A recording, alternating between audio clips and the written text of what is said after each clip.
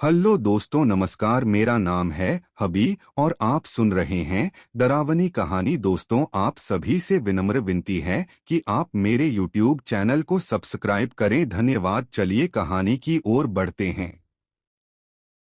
बंगाल के एक छोटे से गांव कालीघाट के किनारे एक घना अंधेरा जंगल था, जिसे लोग श्यामराई का वन कहते थे। वहां जाने की हिम्मत कोई नहीं करता, खासकर अमावस्या की रात।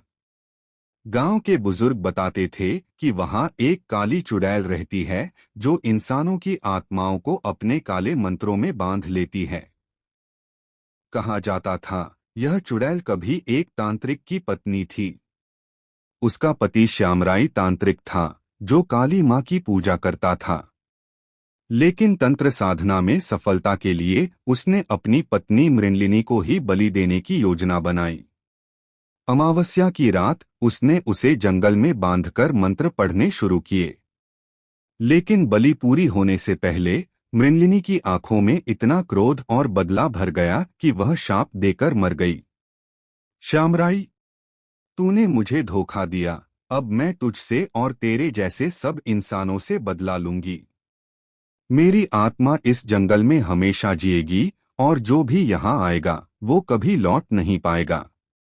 उसके बाद से कहते हैं कि मृणलिनी काली चुड़ैल बन गई। काले लंबे बाल, लाल आग जैसी आंखें और गले में हड्डियों की माला। डर की शुरुआत। गांव के लोग मानते थे कि अगर कोई जंगल के पास शंख की आवाज सुन ले तो उसकी मौत पक्की है।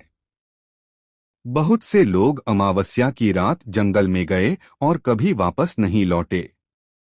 एक दिन रंजीत नाम का एक जवान शिकारी, जो इन कहानियों को अंधविश्वास मानता था, जंगल में चला गया। उसके पास एक पुराना लालटेन और अपनी बंदूक थी। रात गहरी हो गई, कोहरा घना था। तभी दूर से शंख की धीमी आवाज आने लगी। रंजीत ने सोचा कोई मंदिर की पूजा कर रहा है, पर जैसे जैसे वह आगे बढ़ा, आवाज पास आती गई। अचानक एक ठंडी हवा चली और उसके लालटेन की लौ बुझ गई। वह अंधेरे में डूब गया। चुड़ैल का प्रकट होना। रंजीत ने अपने कानों के पास किसी औरत की धीमी हंसी सुनी।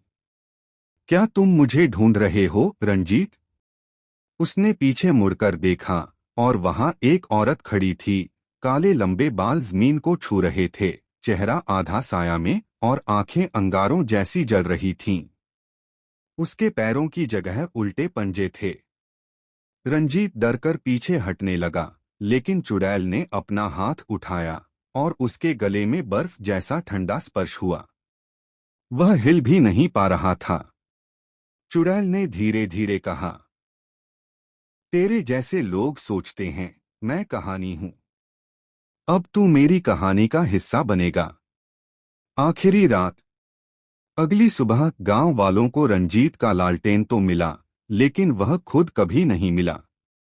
आज भी कालीघाट के लोग कहते हैं, अगर अमावस्या की रात कोई जंगल में शंख की आवाज सुने तो तुरंत भाग जाना चाहिए, वरना बंगाल की काली चुड़ैल आपकी आत्मा को अपने काले जंगल में हमेशा के लिए कैद कर लेगी।